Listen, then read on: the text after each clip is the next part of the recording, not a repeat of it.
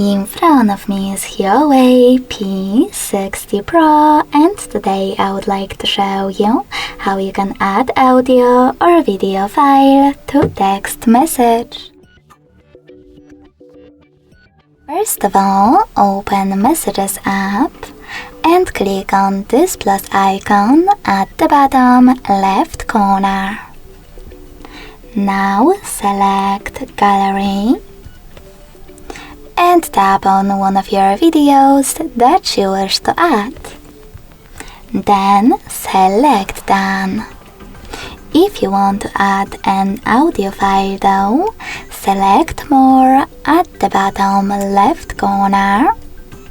Click on Audio and tap on Allow.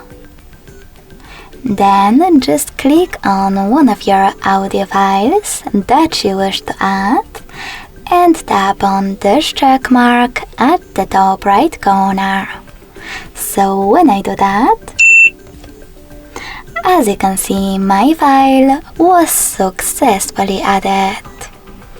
Thanks so much for watching. If you enjoyed this video, smash that like button, comment and subscribe.